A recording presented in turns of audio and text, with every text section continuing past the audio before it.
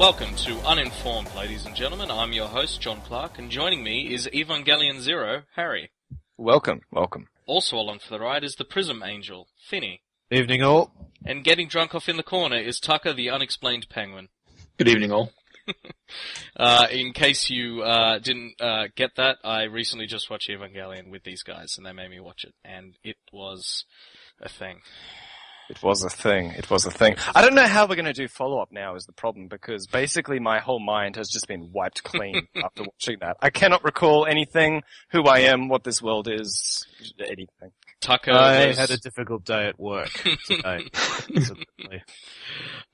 Tucker was disappointed that we did not invite him over to watch the movies, but it's John's fault. He was crying busy. inside because John knows how much I love Evangelion. He was busy anyway, but when the third movie comes out on Blu-ray, we will all get together and watch it. We'll do that.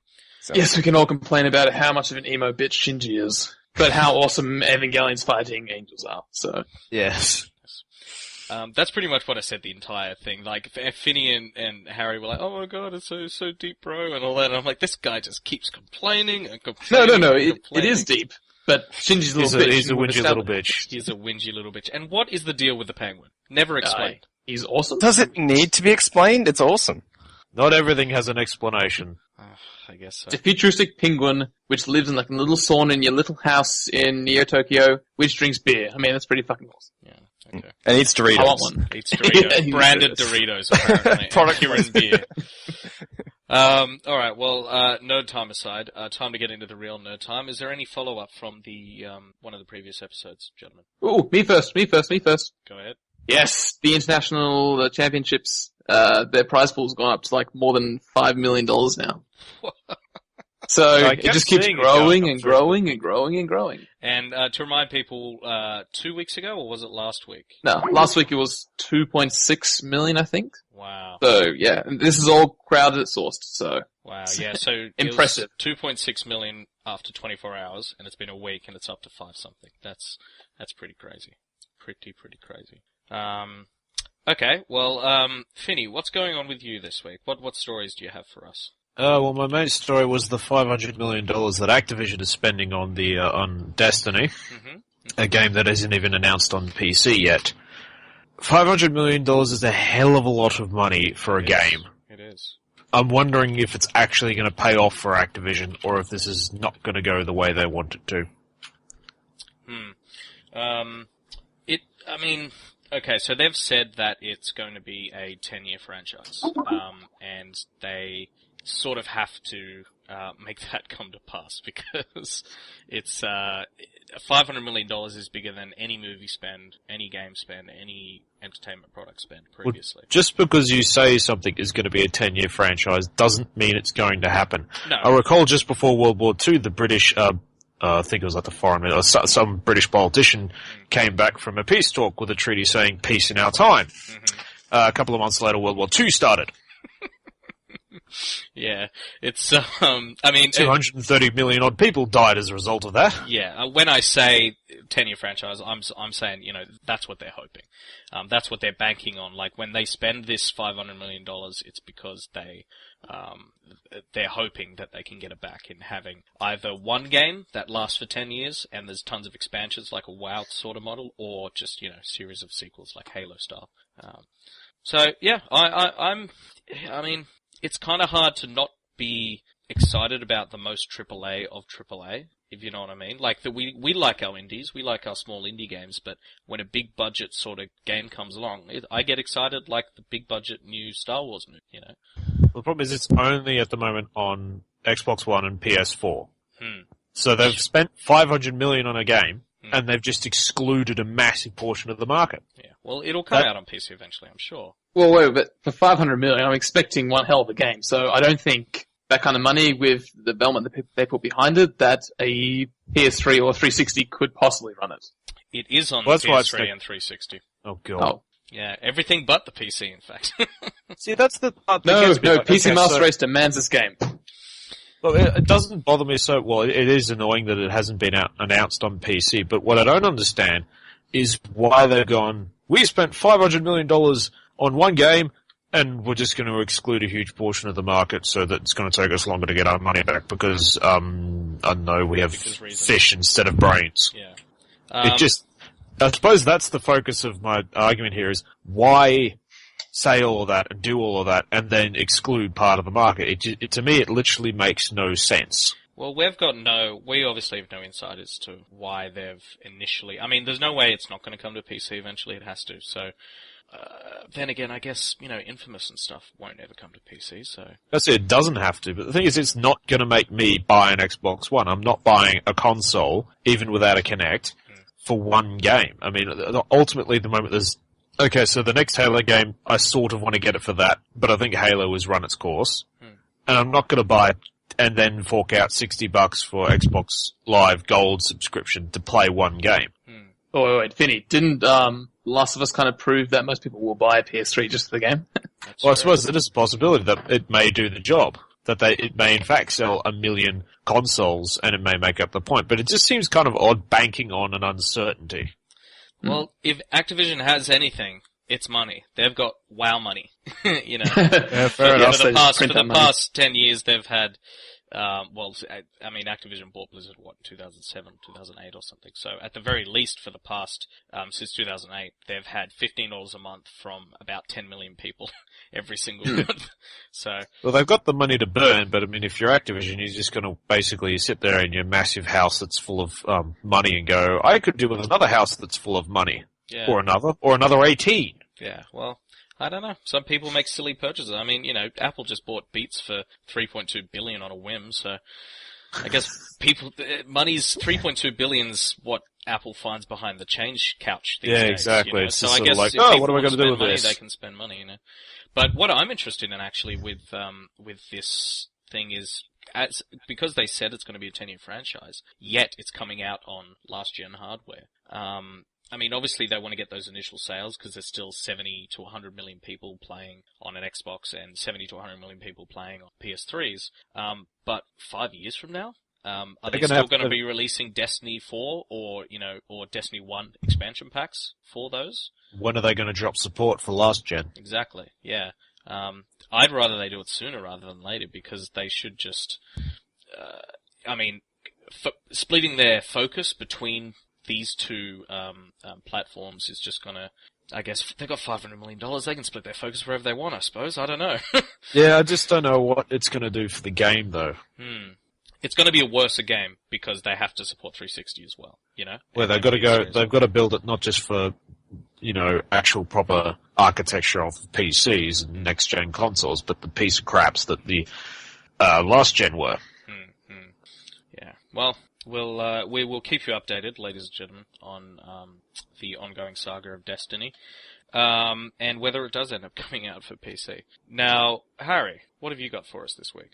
Oh, you want a news story? Yeah, I got a news story for you, brah. Frickin' Google, man, has betrayed me. Okay. Betrayal! God, here we go. Harry, just give everyone a bit of an overview. So we were late recording tonight. Yes. Due to a unforeseen consequence, to quote a Half-Life chapter. My sincerest apologies to all. I was in a unknown suburb and relied on my handy-dandy Google phone, the Nexus 5, to get me home. Now, ever since I had a Nexus 1, I could, via voice activation, just say, Google, take me home. And it would go, aha, I know where your home is because I'm Google and I monitor the crap out of every single person. So I will navigate you home. But just recently, a nightclub called the Home Nightclub in the CBD of Sydney has opened. And all of a sudden, my phone has just gone, no, you want to go to this nightclub. I'm going to take you to this nightclub. This is where you want to be, brah. Okay? Don't be a pussy, okay? Forget podcasts. You want to be at this nightclub. So I was halfway into the city before I realized I was going in the wrong direction. Yeah. Clearly Google knows best. Yeah. It's like Google's new sponsor, Home's new sponsor is Google. They're just sending everyone there. Take me to the hospital.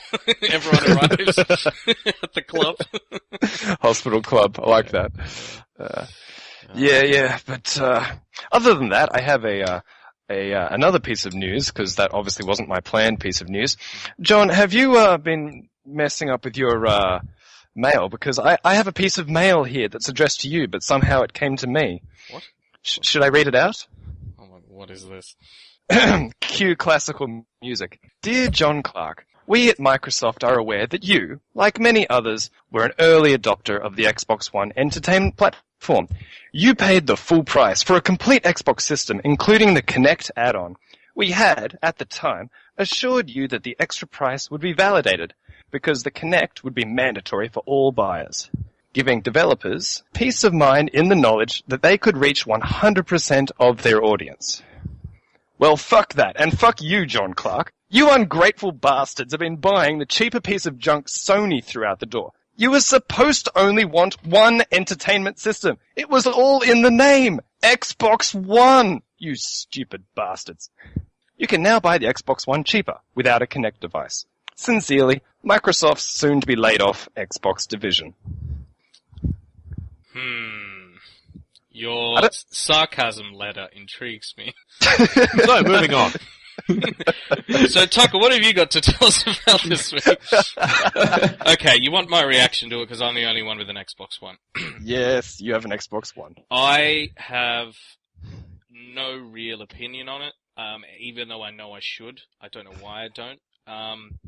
Yeah, it sucks that now the whole idea of it was developers could expect the Kinect to be there and could develop around it and put stuff in and all that. And now that's not the case anymore, and that sucks. Yeah. Oh, look, I do understand why they've done it. They've been beaten on sales. They need to get a cheaper platform out there. It was the only Scrap thing the they Kinect. It was the only thing they could do, you know. Yeah. So yes, you're right. I see why they've done it, and it sucks that they've done it, but I'm not. You know, children die every day. That doesn't faze you either. And if I don't give a shit about them. Alright, here's the thing. I don't mind the fact that they've done this. What I do mind is the fact that when it first came out the door, when they first released this thing, they, in leaps and bounds, kept on using words essential. This thing is essential. You must have this thing. Because at first they wanted to have it always on, and, you know, it would definitely become a part of the box. There's no way you could buy an Xbox without it. You have to have it. Yeah. And they stuck with that story for so long. And you can't look at that and say anything other than they were full of shit. Well, I think a big aspect to that is that Don Matrick, the guy who was, you know, spearheading and running the Xbox division, left after the Xbox came out. And so now everyone under him has all of a sudden had to start dealing with all the shit he was saying, you know? And so they've slowly started to pull things back, to where they wanted to sort of go in the first place, I'm sure. You know, like, no Kinect, not needing a Xbox Live Gold account to use Netflix and use all these apps and stuff on Xbox One. So, in a way, I kind of see it as a bit of a good move, because they're now going, you know, one, they're listening to people with the taking off the gold requirement for things. They're sort of heading in the right direction. If they just were stubborn, like the Microsoft of old, and said, no, our way is the right way, then it's like Windows Phone, where they just go like, no, we know what's going on, we know the right way, we'll keep doing the Windows way, and then they've got 0.8% market share or something. Yeah. You know? The sad thing is that they've stuck with this story for so long that even I believe them now. Even I think, wow, no, they've taken away the Kinect. This is going to hurt them in the long run. Every single console should have a Kinect on it. It will make for a better system. I never bought it, you know. You never bought it? I never bought it. I didn't buy it, but, well, you did buy it. It's marketing. You literally bought it, John. I didn't buy it because of the Kinect. It's just like, well, it comes with it. You know? John, is your Kinect actually connected to your Xbox One, or is it just sitting in the box? No, it was on top of the TV. We were using it to great effect on the weekend. Yeah, bit of an we were Xbox pausing and Xbox playing all over the place.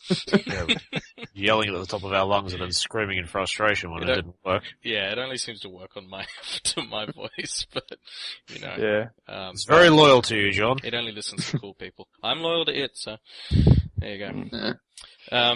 Tucker, you're a big PlayStation guy, and always have been. This is true. What would make you switch to Xbox? And also, you don't have a PC anymore. So, you want to play games, you want to do it for under $1,000. What are you going to do? My continual expression of silence is the fact I'm still thinking of a reason. I can't. Okay. Also, you're a paraplegic, so going outdoors and experiencing the real life is not an option. Yeah. And also, your IQ is over 5, so you can't get a PlayStation. Still failing to find a reason to buy one. Seeming that they're so cheap this generation, I might buy both, and buy both, I would just buy a PS4 and then I'll just look at yours from a distance. That's true. That's true, actually. Everyone's going, like, a lot of people are going, oh, expensive consoles. They're the cheapest they've ever been. Remember how expensive the stupid Nintendo 64 was? It was like $1,200. Well, no, like the PS3 when it came out was almost $1,000. It was $800 to $1,000 in Australia. Hmm. So considering that, I bought. Do you remember they said you should get a second job to be able to pay for one? Sony released a press release saying, yes, it's expensive, but we know you'll love it so much, you'll get a second job to buy it. All my what? Damn. Well, no, I just got a job to buy my current one. But yeah, but you bought it 8 years after it came out. Yeah, I got that 3 years ago, so quite happy with it. It came out 2006, so. Yeah, like, look, to be honest, I haven't seen a single game so far on either consoles that have persuaded me to buy one. So I would agree. There is not a single game at the moment that would make me go, I need a console. However, we all have really good gaming PCs. I'm sort of thinking of the guy who wants to play games and is going to pick up one or the other. Future exclusives look sort of better for Microsoft, I think. Yet again, Uncharted 4's coming out, next year. Not even announced. No, they had the teaser. Yeah. Kind of teaser trailer. Someone... So that got me all giddly inside. Yeah, well, someone leaked a thing. Bad. Yeah, so... Well, it's not looking better for everyone. Who's the developer that's making the game that's 100% Xbox Kinect requiring? Harmonix. They weren't terribly happy. That's right, yeah. Oblivion's response is great. Oh, just great. Yeah, I'm not super... I don't really give a shit about Harmonix because they're the Guitar Hero people, and nobody likes Guitar Hero. Lots of people have fun on Guitar Hero. We're not one of them, but No, but they screwed over the guys who ended up making Rock Band. They sued them and kicked a bunch of people out and split the company up, and it was a whole thing. Harmonix, not good people. Tucker, before I get to you, yes. Let me just quickly refer to something that Harry said earlier about your Nexus, Harry. They've just announced that, Google's just announced that they will no longer make a Nexus ever again, and they are going to, everything is going to be through the Android Silver program, which is a program that they've set up to force developers like HTC and Samsung and all this to use stock Android. So, it sort of a bit sucks that the best Android phone there is no longer going to be out there. However, it is forcing better standards out to the other Android manufacturers. So I'm okay with that because I get the Nexus for the naked Android, not because of the hardware. No, but they're not going to make any more Nexuses. There's not going to be any more naked Android. But it will be more... The Silver program is going to require less stupid add-ons. Certainly less stupid add-ons, but there will still be skins and shit like that. They just can't add... There's a bunch of guidelines where they can't add in, like, Samsung eyewear or whatever that one is where you blink and it pauses or whatever. I don't think that'll stop anyone from releasing, say, a more light version or, a naked version of Android. Because I don't particularly want to get stuck with some stupid bloated Samsung version of Android or HTC's bloated version. Like, I'm still considering whether buying a new phone, and I'm leaning more towards the Nexus, like if I was going to go Android. Purely because it's, bare bone, has exactly what I want with none of the crap. Or I could get like an iPhone and not have to worry about it. Gentlemen, have any of you ever completely, not just rooted an Android, as in jailbroken, but also installed a custom ROM on an Android before? I have once, many moons ago. You have? Nope. So you can feel my pain when I say it really sucks. It's not an easy process. Yeah. It's not. You go through this, like, the absolute fear-inducing moment of, have I just bricked this phone? Because, you're really getting down to the ones and zeros and basically destroying and rebuilding the device from ground up. And if the ROM that you've bought is no good, then you've stuffed it. Yeah. Also buying ROMs. Lol. Sorry, you know what I meant to say. Yeah. Downloading. No, Selecting a ROM. It's not a great process. Tucker, what have you got for us this week? I guess two somewhat smaller stories. One, which I expect you, John, to have more interest in and probably a lot more knowledge than I do. Halo 5 Guardians was announced for a fall 2015 release. I was gonna discuss that briefly. Did you want to talk about it now? No, I mean, in conjunction, we also have the Halo 1 to 4 remastered edition also being released probably around the same time frame. Indeed. So, which I mean, go ahead. Gives an interesting point across that. Yeah, don't game companies have better things to do than to rehash their current games and go, oh, HD edition? Although, John, you'll probably call me out because I did just buy the Final Fantasy X HD edition. I was exactly which going I to will call love you out on that. You went and bought the worst Final Fantasy in HD. Fuck you. I will defend it to buy it. As long as people keep buying these things, they'll keep making them. I mean, Halo Anniversary sold really, really well. A lot of people are gonna, see the 2015 date for Halo 5 and go, well, that's too far away. What do we play in the meantime? Well, you play Halo 1, 2, 3, and 4 remastered on the Xbox One and not the PS4. What am I saying? It's Halo. Or if you have a PC, you play Edition. Halo 1 and 2. Over and over Yes. and over again. I do wish they would come out on PC. Whilst talking about HD remakes, Square Enix, please, love of God, Final Fantasy VII. The demand is there. They did, didn't Please they? make it reality. Didn't they finally do that? No, 8. Nah, they made a technical Eight, that's right. tech demo. And they go, about by the way, 6? you guys, What's happening with 6? talks about them. What are you talking about? Final Fantasy 6 was the best Final Fantasy ever. There are no good Final No, Fantasy. I'm sorry. That's the trick. 7. Get out, John. JRPG. I'm sorry, it's still like between 7, 8, and 10. I remember you I- playing 10 on your PS2, and I was like, Yes. damn graphics, yo, and all this sort of thing. This was in like 2000 or something, before the Xbox Dude, came out. best in its class. Yeah, and You can't falter Square Enix. I look at it now and I'm like, great lol, graphics. what the hell is that? It's terrible. But I guess it is back then. But Well, no, just I remember reckon being the amazed. movies, the cinematics in 10 still hold up. So No, yeah, no, you know it's true. no, it's not true. You're not true. Oh dear. Yeah. You know that CG opening for Quake 3 Arena? No. Vaguely. That's it, dude. Yeah, that was awesome. What's our favorite cinematics? Our favorite game trailers. What's your favorite, Harry? Ooh, man, that is a really tough question. I gotta say, probably Deus Ex. Original Deus Ex? No, Human, what do you call it? Revolution. Human Revolution, that was the one. 'Cause the graphics were so good that when it switched to a CG, cutscene, it was only like a slight improvement. You could tell that it was not the gameplay, but it still looked the same, and that was the first time I ever saw, not a jarring difference between a cutscene and the game itself. Yeah. So that was awesome. Yeah, it was very cool. Finny?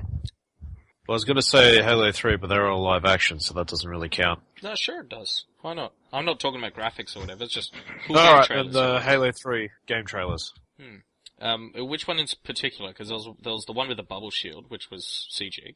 The live action ones, there were 3 in a row. Oh, the one Neil Blomkamp directed, the District 9 and Elysium guy. Yeah. Oh, okay. Yeah, they were cool. They were like a tech demo to make the Halo movie. Which they just go, oh, we got a new Halo game come out, we might as well use these as the trailers. They were cool. They were very cool. Tucker, what was your favorite? Game trailer? No idea. Oh. Game cinematic? I got a couple, but Yeah? Game cinematic? clearly Final Fantasy VIII introduction.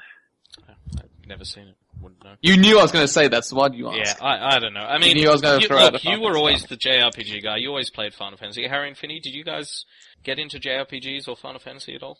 Nope. Final Fantasy 7. Okay. Well, you and Tucker can start your own Final Fantasy podcast about Final Fantasy 7 then, because I'm sure you can both talk for ages about it. People seem I to don't love remember it. enough of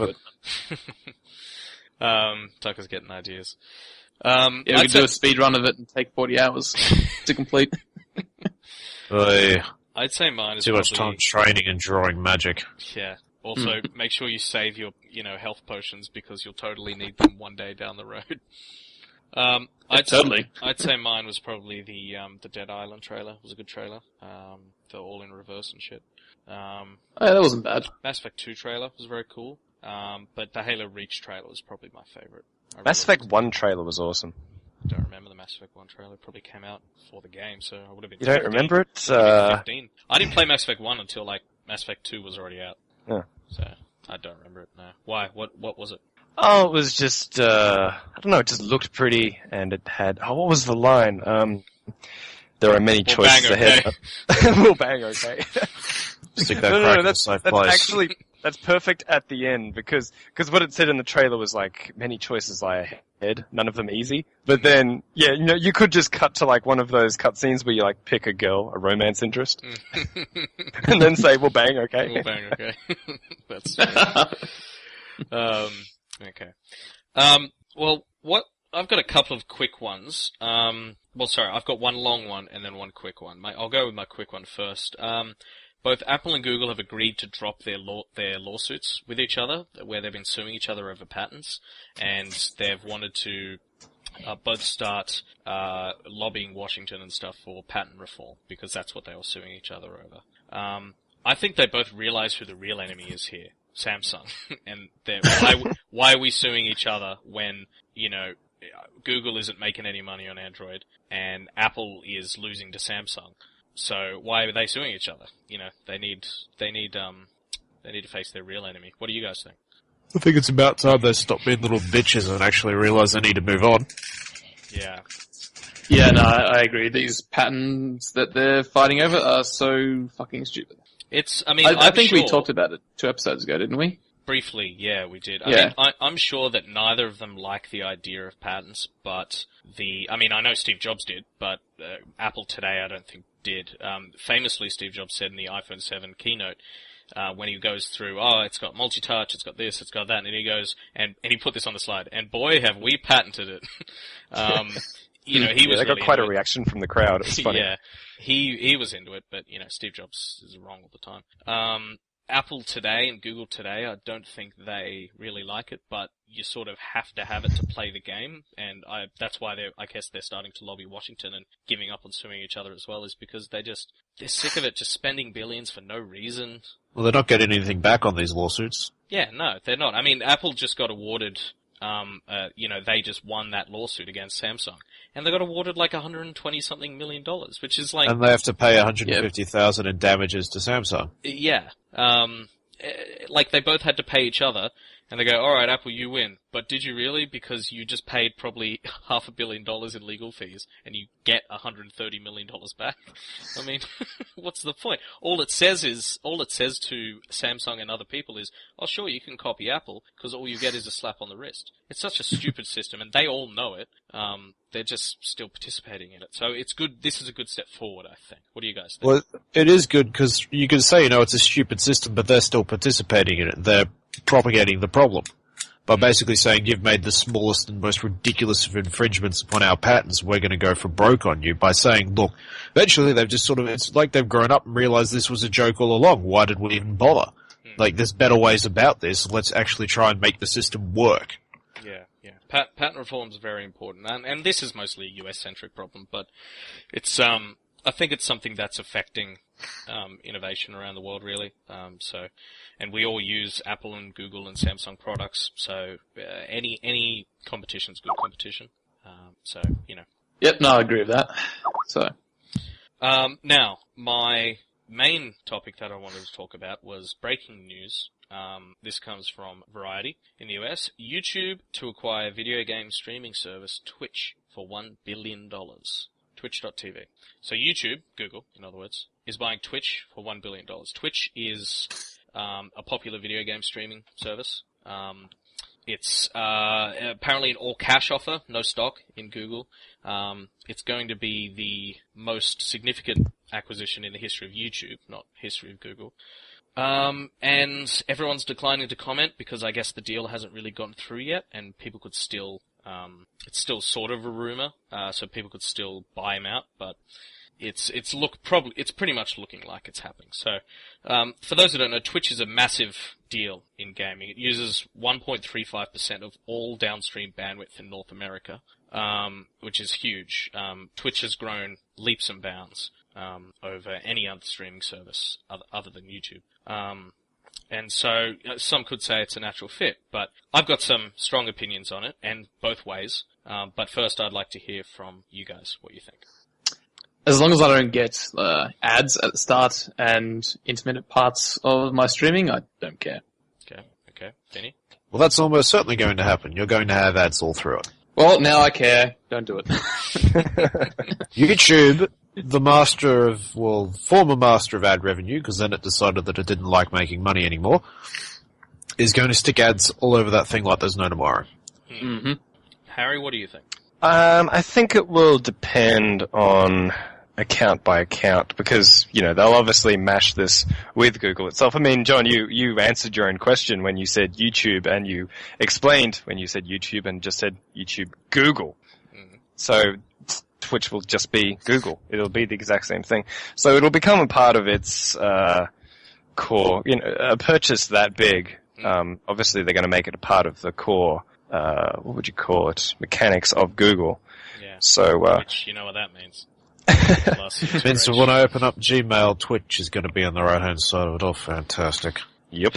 Look, let's have a bit of a sandwich here, good and a bad sandwich. We'll start with the good. So, look, Twitch recently has been growing massively and really needs better infrastructure. I can watch 1080p YouTube videos, we've got a massive download, but if I try to watch like source quality Twitch stream, a StarCraft stream or something, sometimes it struggles, and sometimes it'll be fine. They've got infrastructure problems, and if Google's bad in every aspect, it's good in one thing, and that is infrastructure.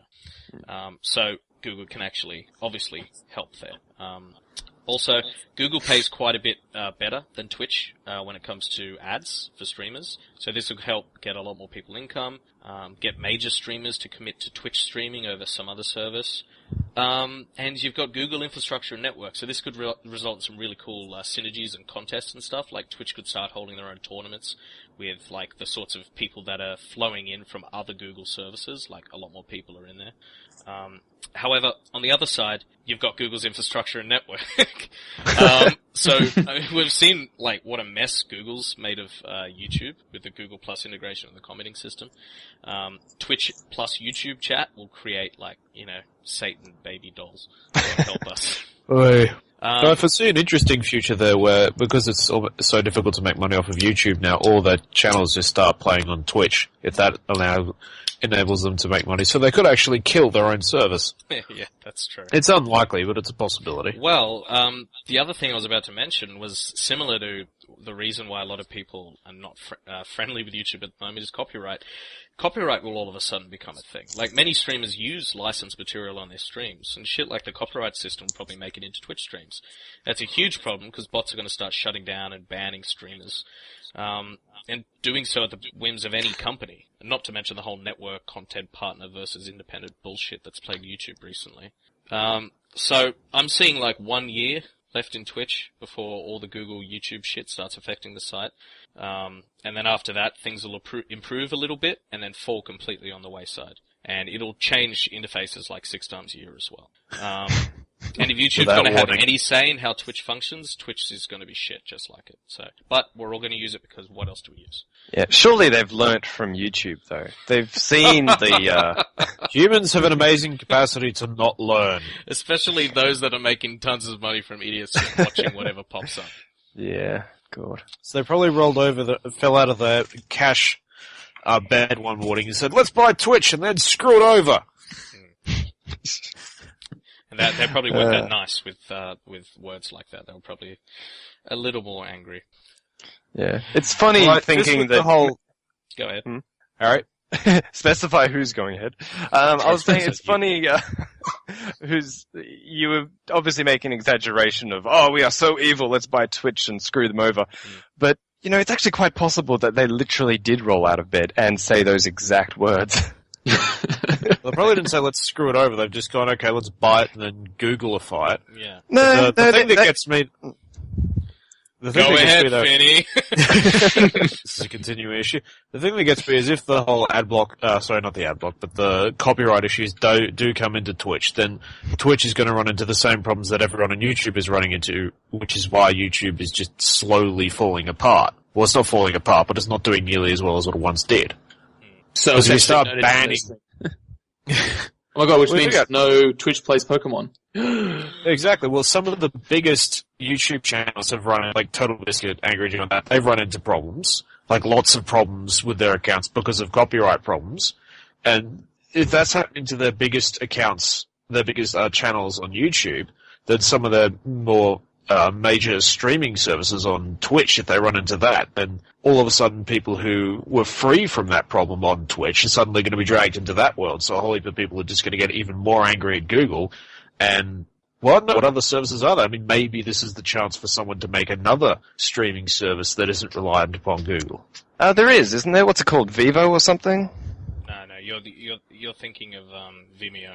Vimeo. Yeah, no, that's not a streaming service. That's a YouTube No? competitor. But a streaming service that's coming up these days is Azubu, and it's like These names. How do yeah, I ever remember these it's better names? than Twitch, but only because you can watch full 1080p without lagging, which you can't do on Twitch for some reason.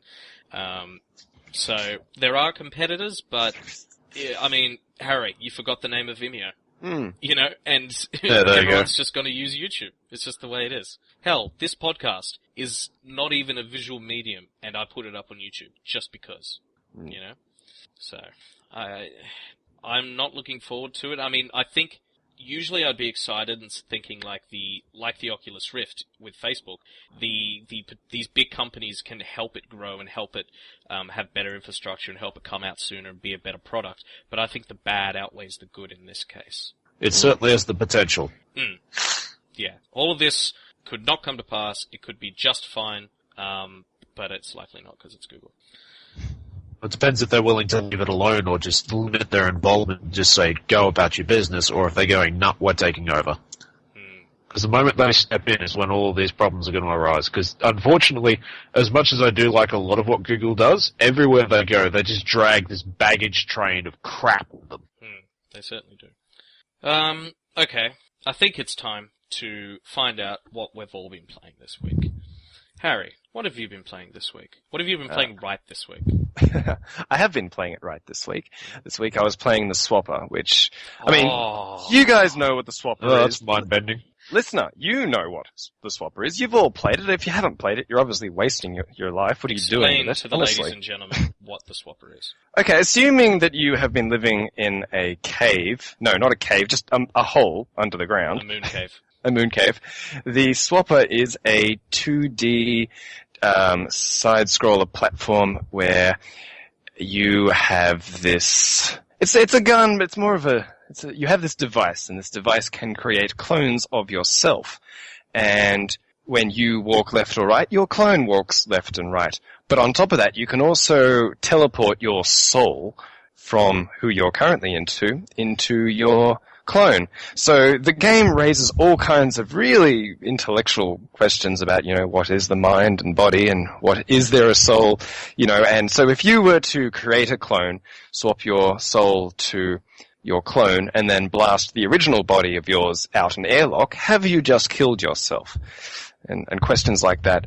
And what the worst part of the game is, what the freakiest part of the game is how it's made out of pictures of like everyday household things. It's based on a space station, and it starts with you in an escape pod getting out of the space station. And the escape pod is very clearly just a picture of a tin can that's been molded in with some pictures of other things.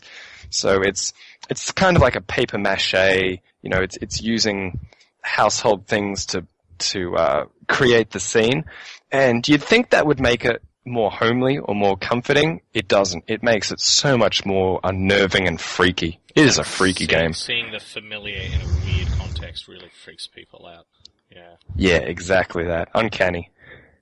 Yeah. No, I think it's important to mention here that you, what you talked about, the questions about the soul and mortality, none of that is explained or dictated to you. That's all stuff that comes to you as you're playing, isn't it? You think of it yourself, more or less. It's Yeah, never if exposed.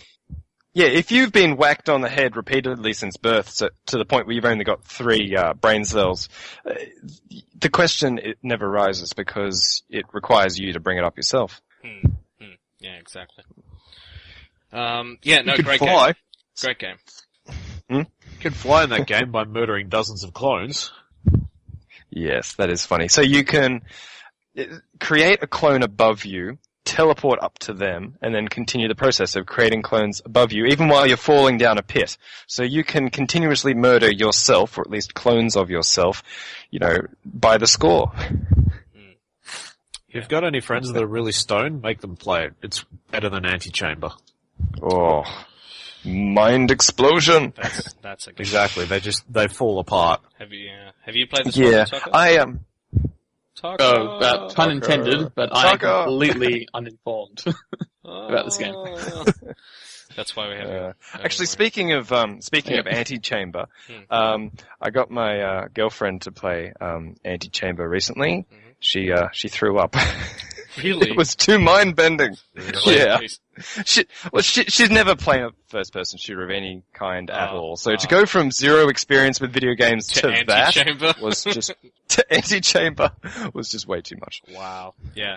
Yeah, no. Interesting. This gives me an idea. Yes, Tucker, you get Sandra to play it. Finny, Exactly. I think we'll record it and see what happens. Yeah. Look forward to that, listeners, on the YouTube channel of Uninformed. Finny, what have you been playing correctly this week? Strike Suit Zero Director's Cut. Nothing.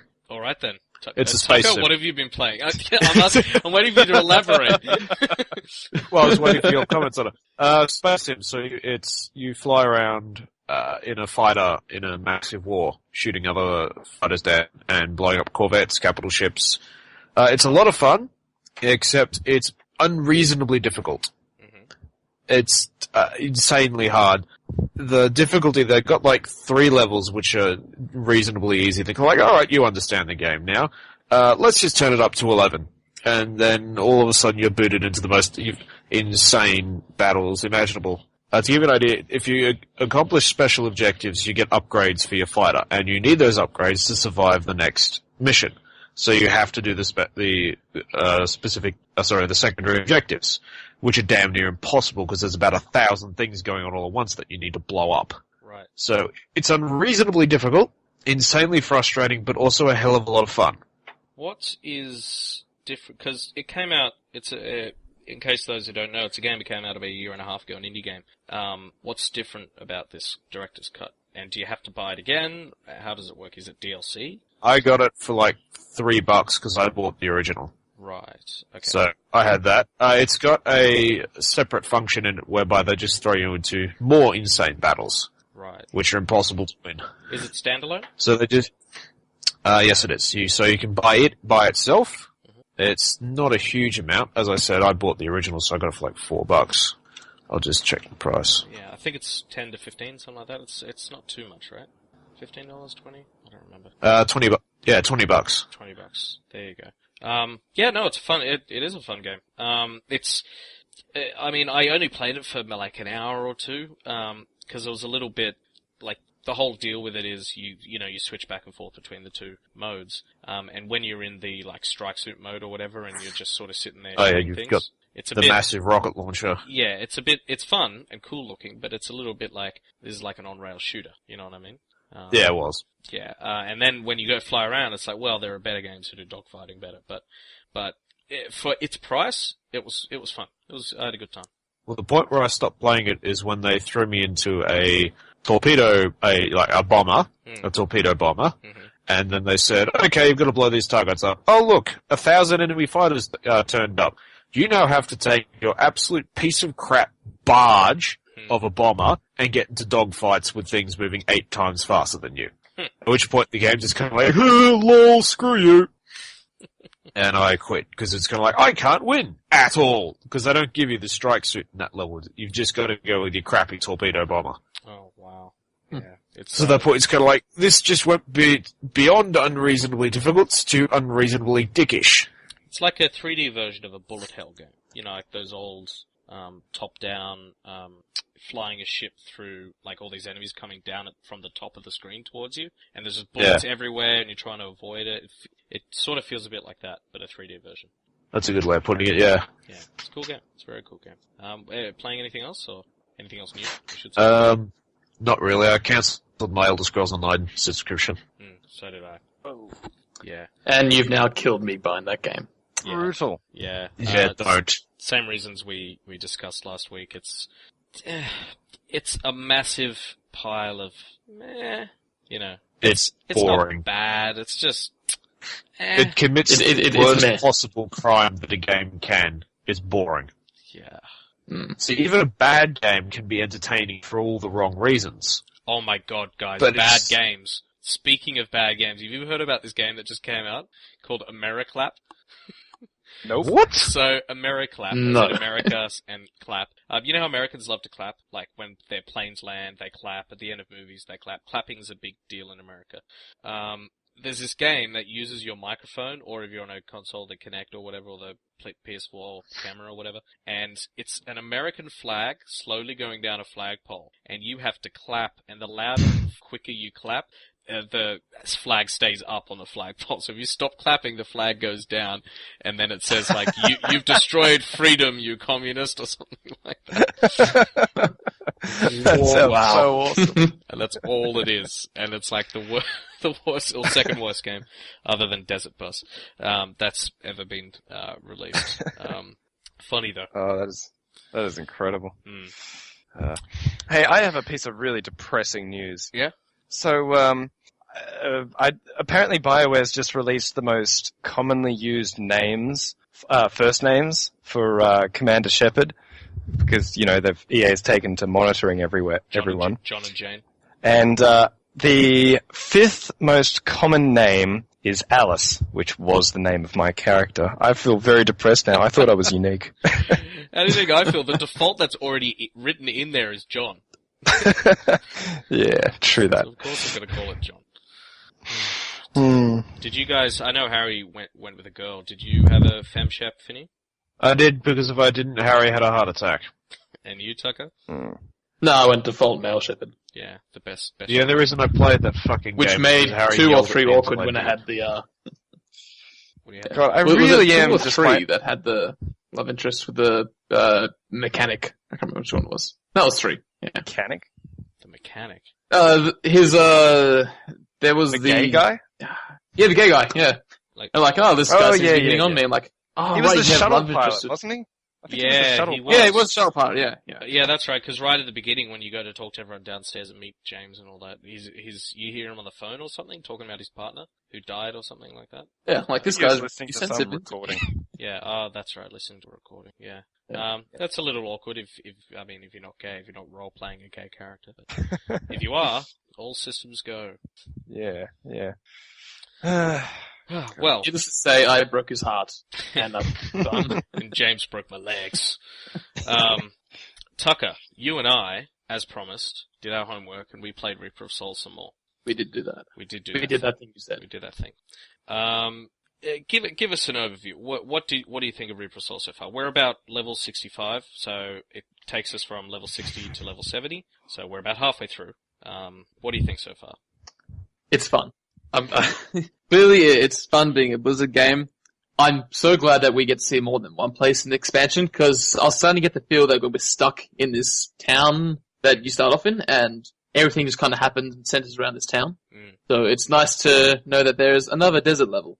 Yeah. And Well, jungle level. It was a jungle level. Yeah, so jungle, but, equivalent to the Diablo 3 Act desert 2. level. Yeah. Yeah, Act 2. And I didn't play Diablo 2, so I don't know the equivalent in that. Apparently there's an equivalent. Yeah, Act 3 in that one. Yeah. There's always a jungle level or a desert type level where everything swarms at you and you just hate it and you want to get through. There's always one But of it's those clear, type of- it's clear that Blizzard, during their design decisions, they went, so, do we have a jungle level?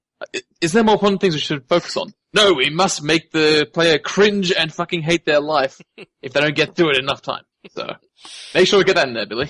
Yeah, but I feel they really went over, above and beyond after that.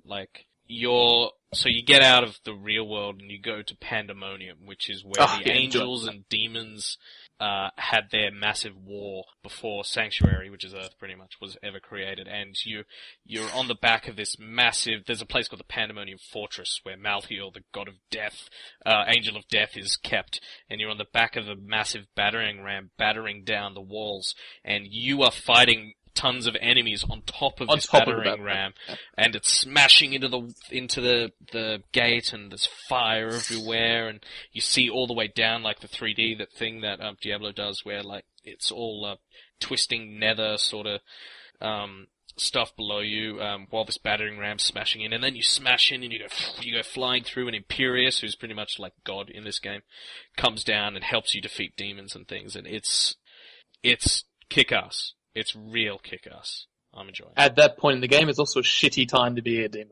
Yeah, because you can't run away. I keep getting swarmed straight away. I'm like, and even though I'm a AoE demon hunter, takes a while to fucking shoot things to kill them. So. Yeah, it's taken us a while because I'm a barbarian, but I'm just all toughness. So I just tank for Tucker while he does the damage.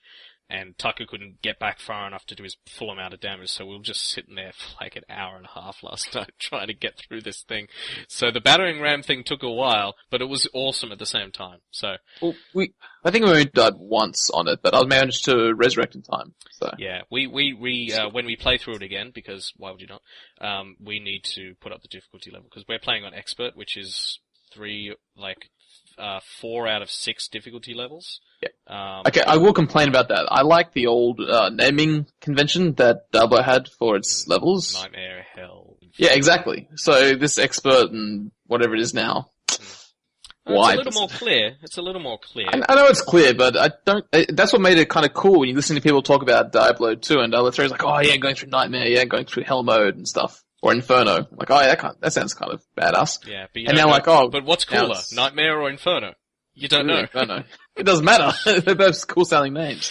When they switch over to this, it's like, expert. Well, what they do have is the final difficulty level, which I've forgotten the name at the moment, but because it's not memorable like the others are. Like Master or something like that. Anyway, it's got 6 difficulty levels inside it, which you can use with a slider. Now, this whole difficulty new system isn't just a new names for all the levels. It's a whole new system. So if we want, Tucker, we can just go, alright, higher difficulty level now, or lower difficulty level now. We don't need to, like, play through the game, then play through it again, then play through it again, like, to do each progressive level.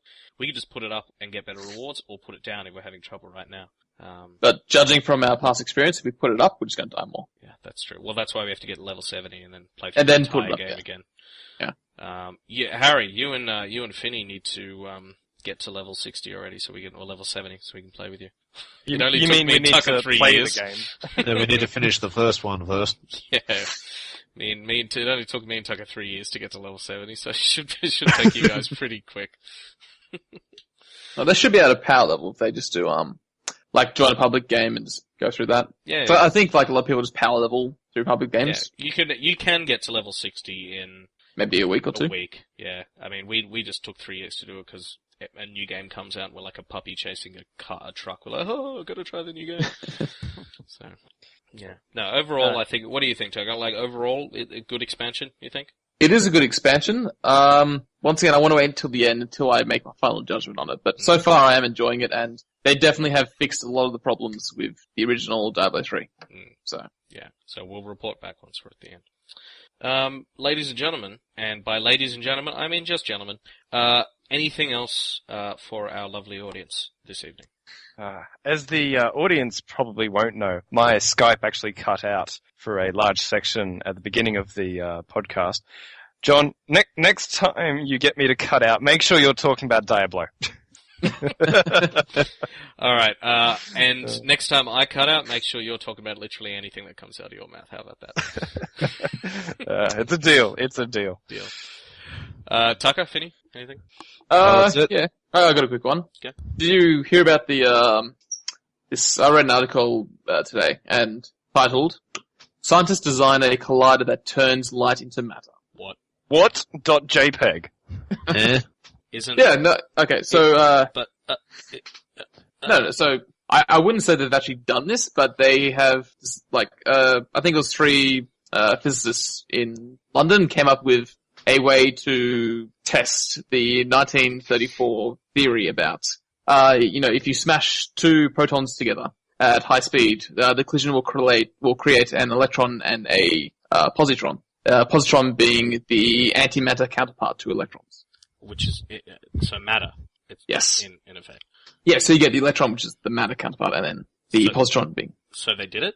No. They are planning that within the next 12 months they will be able to set up and conduct the experiment. But essentially this theory was, it's about 80 years old, and it's taken them that long to, figure this out, to be able to, conduct the experiment.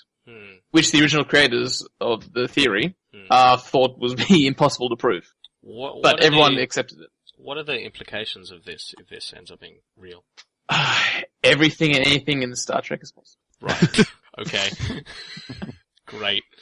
In reality though, Tucker. Apart from I'm hoping lightsabers.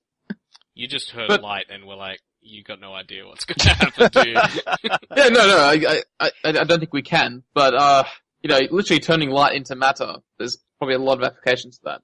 Well, I mean, yeah, you did mention Star Trek, and you can think of There's such a shortage of matter at the moment. Yeah. I need some matter. I've got to go down to Matterworks and get some matter. Just go to the computer, type in, I want some, download matter. You wouldn't download a car. It makes me... But I would if I could. It does make me think of those devices where you can go, I want a hamburger, and it goes, doo-doo-doo-doo, hamburger. It just creates matter out of light. That could be cool. If electrons and positrons are hamburgers. The word you're looking for is replicator. Replicator, whatever. I don't watch Star Trek. I just watch Evangelion, apparently. I have nerd standards. Finney, you're the only actual scientist here. Any ideas? Applications. I can't think of anything. Because science! We have... I was going to say because he's a geologist. Yeah, that too. Well, there's already matter. Plenty of it. And let's be brutally honest, there's not much use for an electron and a positron. Because a positron's going to collide with a matter and mutually annihilate. So it's going to have to be done in a vacuum with a massive electromagnetic containment field so that the positron doesn't collide with matter and mutually annihilate. And that ends very badly for all involved. I mean, what the hell are you going to do with one spare electron either? I've got it. So combine this technology with a 3D printer and strap it to the side of your computer, and then the latest version of the Intel chip will come out. And you're like, oh, awesome, this thing's like 20% faster. I'll download this new chip and have this 3D printer just print it straight onto my computer. Oh, look, my computer's faster. Made entirely out of electrons. It's just all electrons. Why not positrons? My CPU is made entirely of antimatter, therefore cannot be used for anything because it will annihilate the Earth. Well, did you hear, Finney? This whole thing's a viral campaign for planetary annihilation. That sounds about right. It comes out. Interesting article, Tucker. I won't give it any credence yet until the thing happens. So no, same here. It'll be interesting. Come back to us when something interesting happens with it.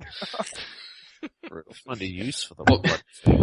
I guess for the time being, we'll probably all be focusing on CERN and the Large Hadron Collider and see how that goes. Well, you actually learn interesting stuff out of that. I suppose if they do collide the two and they don't get that, then they're sitting there going, wow. On the bright side, we did disprove an 80-year-old theory. Well, yeah, there's that. So, wow, we just shone 2 flashlights at each other. Yep. Great. The article did go into how they actually do the experiment, which is quite interesting, but yeah, I'm not going to explain that on the podcast because I don't think people will care that much. We just care about the end result. Can we make things appear? Uninformed, ladies and gentlemen. Yep. Thank you for joining us for said podcast. Please subscribe to us on iTunes or wherever you prefer to get your podcasts. There'll be a new one every Tuesday. If you like us, please leave a review. And if you've got some ideas for future podcasts, go ahead and tweet us at Uninformed News or email us at uninformedpodcast@gmail.com. Thank you to my co-host for joining me this week. I'm John Clark. Harrison Lee. Andrew Finn. And I'm Matt Tucker. And we're gone.